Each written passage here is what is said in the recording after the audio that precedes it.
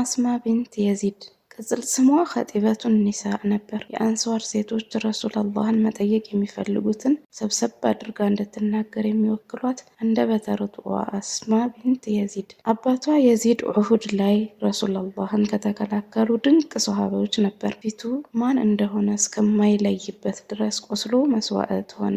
አስማ የዚህ ጀግና ልጅ ነበረች። አስማ ረሱላላህ ወደ መዲና ከመጡ በኋላ ከባሏ ጋር የመፋታት ታሪክ የጀመረው በእርሷ ነበር። ከረሱላላህ ጋር የሚመካከሩበትና የሚማማሩበት ሴቶች ብቻ የሚገኙበት ስብስብ ነበራቸው። እዚያ ስብስብ ላይ የተናገሯቸውን 10 ሐዲሶች አስማ ዘግባልናለች። ስለ ሐሜት፣ ስለ ማባከን የተናገሩትን አስተላልፋለች።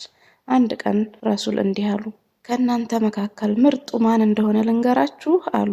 እኛም እንዴታ ያ ረሱላላህ አለን። እርሳቸውም እነሱማ ስትመለከቷቸው አላህን የሚያስታውሱ ሰዎች ናቸው አሉ። ቀጠል አድርገው ከእናንተ መካከል መጥፎ የሚባለው ማን እንደሆነ ታውቃላችሁ አሉንና ማንነታቸውን ገለጹ። እነሱ ማለት ሰዎችን የሚዘልፉ፣ ችግሮችን የሚፈጥሩ፣ ሰዎች ላይ በመቅጠፍ ህይወትን የሚመሩት ናቸው በማለት እንዳስተማሯቸው ትገልጻለች። አስማ ብዙ ጊዜ ምግብ ሰርታ ወደ ረሱሉላህ ሰለላሁ ዐለይሂ ወሰለም ዘንድ ትሄድ ነበር። አንድ ቀን ቤቷ ውስጥ ዳቦና የስንዴ እህል ስለነበር እርሳቸውን ትጋብዛቸዋለች። እርሳቸው ደግሞ ከ40 ተጨማሪ ባልደረቦቻቸው ጋር ወደ እርሷ መጡ። በእርሳቸው ሙዕጂዛም ሁሉም እስኪጠግብ በልቶ ጠጥቶ ከቤቷ ወጣ።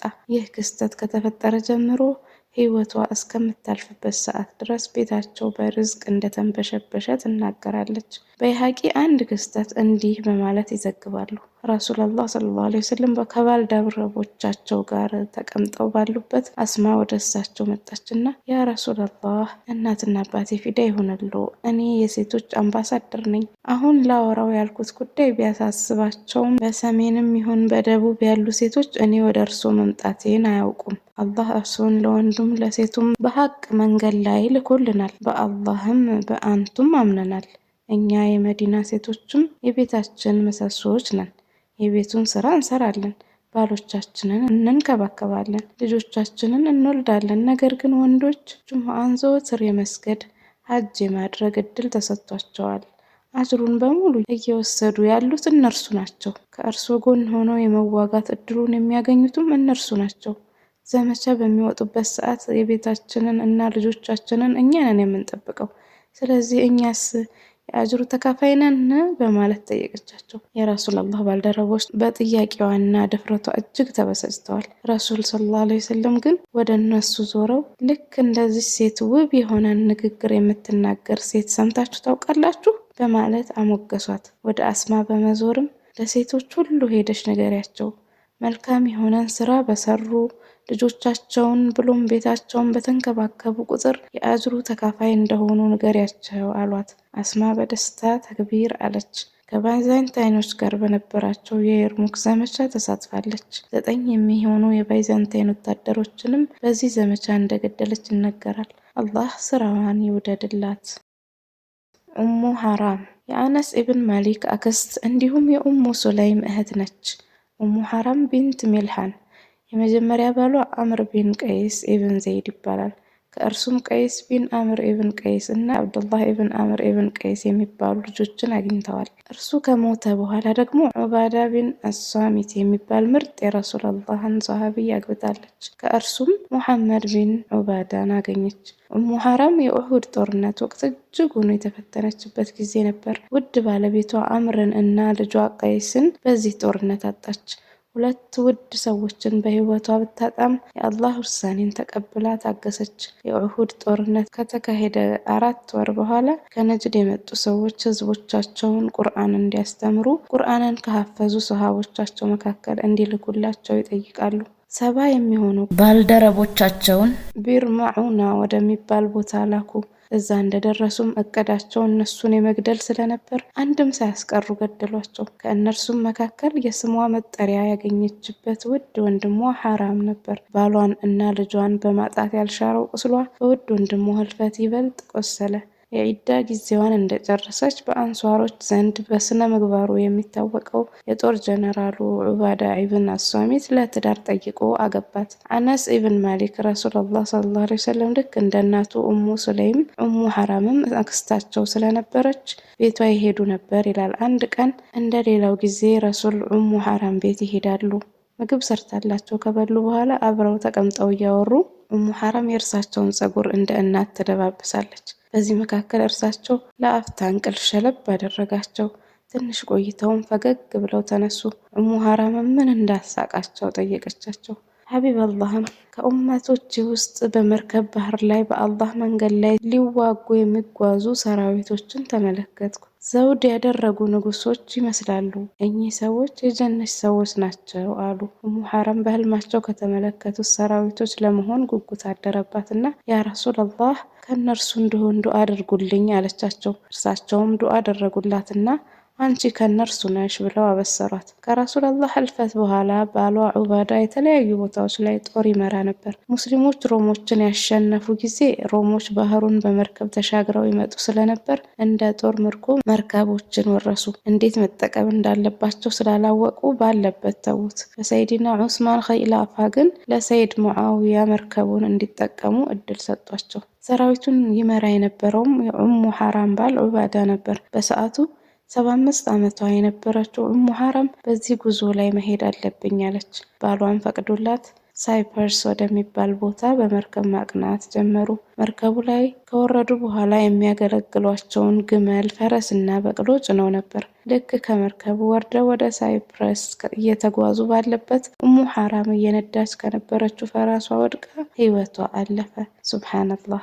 ረሱላህ ሰለላሁ ዐለይሂ ወሰለም አንድ ጊዜ በህልማቸው ስለ መርከበኞቹ የነገሯት ታሪክ እውን ሆነ። ከመዲና አስነስቶ ህይወቷን በዚህ ቦታ እንዲወጣ አላህ ፈቀደ። የንያዋ ሲድቅ ይደንቃል። ለዛም ሸሂደቱል ባህር የባህር ላይ መስዋዕቷ የሚል ማዕረግን አገኘች። እርሷ በሞተችበት ቦታ አሁን ላይ መስጂድ ተገንብቶበት እንዳለ እናገኛለን። አላህ መልካም ስራዋን ይውደድላት።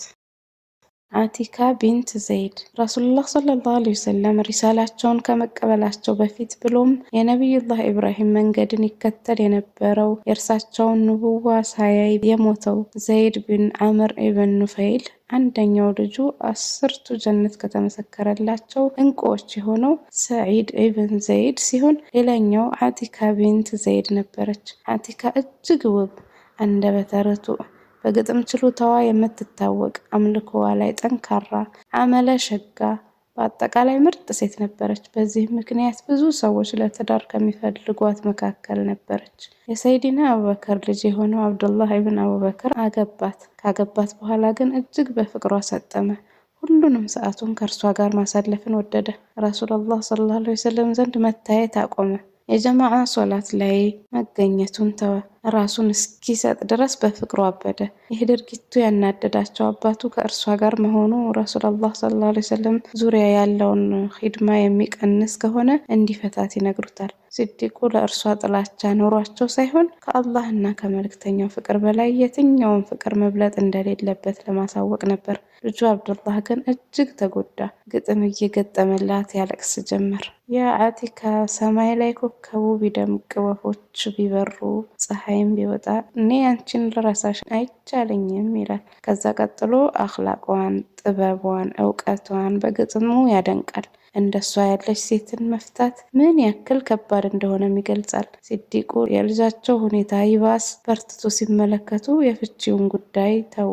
አብዱላህም ከረሱሉ ሰለላሁ ዐለይሂ ወሰለም ጎን መሆንን ያዘወትር ጀመር። በኋላ ላይ ሙስሊሞች ጧኢፍን በከበቡ ጊዜ አብዱላህ በቀስት ይወጋል። ትንሽ ጊዜ መዲና ላይ ካስታመሙት በኋላም ይሞታል። አቲካ የምትወደው ባሏን አጣች። እሷም እጅግ ተወደው ስለነበር ልቧ ተሰበረ። ከዚህ በኋላ አይኖቼ ከእርሱ ውጭ ማንንም አይመለከትም፣ አይኖቼ ከማንባት አይሰንፉም፣ ወደ አፈር እስክገባም ሰውነቴን ማንንም አይነካም በማለት በግጥም መልክ ራሷ ላይ አወጀች። ከአብደላህ በኋላ ሌላ ሰው ማግባት ባትፈልግም ብዙ ሰሃቦች ለምነዋት ቀጣይ የሰይድና ዑመር ወንድም የነበረው ዘይድ ኢብን አልኸጣብ አገባት። እርሱም የየማማ ዘመቻ ላይ ሸሂድ ሆነ። አሁንም ወንድሟንም ዘይድን ካጣች በኋላ ልክ አብደላህን እንዳጣችው ቃል እንደገባችው ቃል መግባት ጀመረች። ከዛ ሰይድና ዑመር እና እናታችን አይሻን ጨምሮ አላህ ሐላል ያደረገላት ጉዳይን ራሷን መከልከል እንደሌለባት ይመክሯታል። እናታችን አይሻ የድሮ ባሏ አብደላህ እህት እንደመሆኗ የእርሷን በደስታ መኖር እንደምትመኝ ነገረቻት።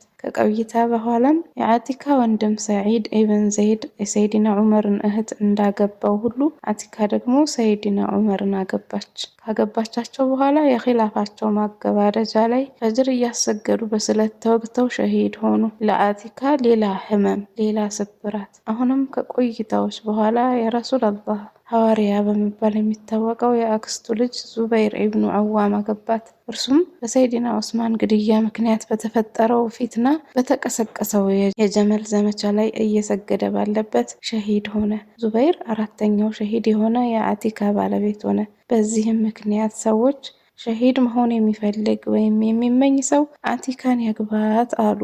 ሱብሃንአላህ። የመጨረሻው ባሏም የረሱላላህን ሰለላሁ ዐለይሂ ወሰለም አይን ብሌን ከነበሩት የውድ ልጃቸው ፋጢማ ልጅ አልሁሰይን ነበሩ። አቲካ ከአህሉል በይት የማግባት እድሉንም አገኘች። ሰይዲና ሁሴን ሸሂድ ከመሆናቸው በፊት በ72 ዓመቷ በሰይዲና ሙዓዊያ ዘመን ወደ አኺራ ተሸጋገረች። በኋላ ላይ አምስተኛ ባሏ ብሎም የሐቢበላህ ውድ የልጅ ልጅ ሸሂድ ሆኑ። ረዲየላሁ ዐንሃ ያ አቲካ።